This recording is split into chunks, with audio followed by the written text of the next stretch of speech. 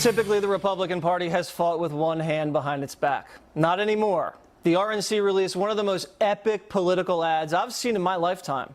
It's called Unhinged and will run in the midterms. Take a look.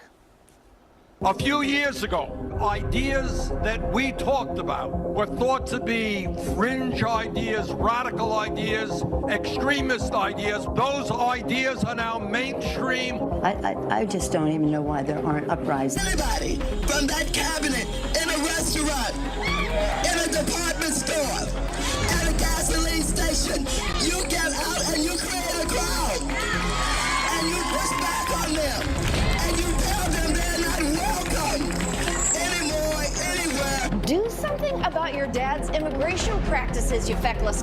What's Uncle Tom but for white women who disappoint other white women? So please, bring on the recession. When was the last time an actor assassinated a president? I have thought an awful lot about blowing up the White House.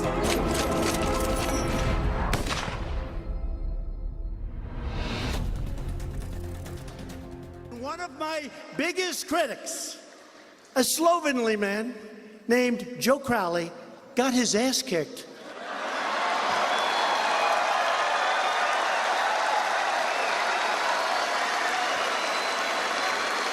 By a young woman who had a lot of energy. She had a lot of energy. I guess he didn't see it. And this woman he's talking about, this dragon slayer, is an avowed socialist who came out of nowhere and took down the establishment. Here she is in her own words. I would support impeachment. I think that, we have the grounds to do it. Not only does she support impeaching President Trump, here is her platform. You ready? Abolish ICE, raise taxes, free college, free housing, free health care, eliminate the IRA. Oh, the NRA. NRA. Do you have any experience that qualifies you for this job? I was growing up during the Clinton era, and then basically when I was in middle school, 9/11 happened. Do you have any knowledge whatsoever about how our political system works?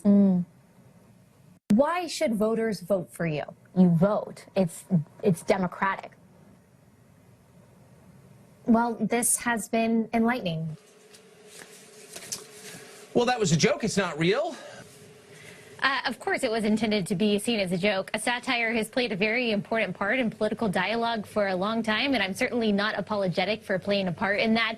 And this particular tactic that we use, we certainly didn't come up with it ourselves. We have seen comedians since the 1970s and 80s doing similar things. It was never meant to actually deceive, but it was supposed to be very obvious that it was satire. And for the vast majority of people, Tucker, this was obvious. Most people got and appreciated the joke, but of course you see the manufactured outrage from people on the left who believe that humor is exclusive to the hilarious people on late night shows and comedic geniuses like Michelle Wolf and Samantha Bee. Apparently comedians are not, or conservatives are not allowed to tell jokes no matter what. So that's what I learned this week. Republican convention. Here with more is the actor and Republican candidate for Congress in California, Antonio Sabato Jr. Antonio, thanks for joining us. Thank you. Good morning. You're and welcome. Good morning, Good morning. America.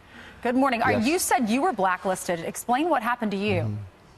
You know, when I came back from Cleveland, and I was an honor to speak for the president and for the United States of America, and I came back to Los Angeles, and I was blacklisted. You know, my agents, my managers, and commercial agent, they were all gone. You know, over one day, and Really? because of my attachment to the president and my appreciation for the president, my support for him, and that has to stop, you know. But that made me only stronger, and that's why I'm here fighting for Ventura County, and I'm going to win in November for the American people. We're going to do it together, and it's a very exciting time, but you got to keep God close and keep moving forward. His work slowed down for you as well because of it?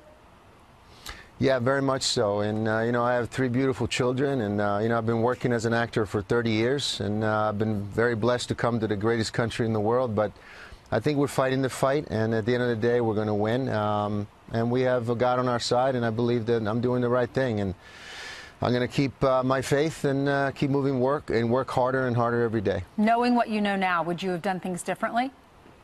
No, no. I sleep good at night. My integrity is strong, and I know that I'm doing it for the right reasons. And we should debate things, our differences, but at the end of the day, we should be cordial and love one another and move forward and help each other and help our neighborhoods, help California, help the United States. That's what we have to do. The American people are first in my book. I want to get your reaction to what some folks in Hollywood are saying or doing. John Legend, he's calling on Sarah Huckabee Sanders to resign if she doesn't want to be harassed. This is what he tweeted. He said, if she doesn't want to be held accountable for the administration's evil, she can resign and denounce it. What do you think? Should she have to leave her position so that she doesn't get harassed? Absolutely not. She's doing her job. She's doing an amazing job. She's very smart, articulate. She's doing that every day with the most evil people, just asking the horrendous questions, you know, every single day. And she's doing amazing. So I give her credit for it. So just keep doing your job. And the American people are with her, and we're going to do great things. You know, I'm very positive that after all this, this country is going to get stronger and better. Okay, Mira Sorvino, that actress, she says that we are pre-Nazi Germany.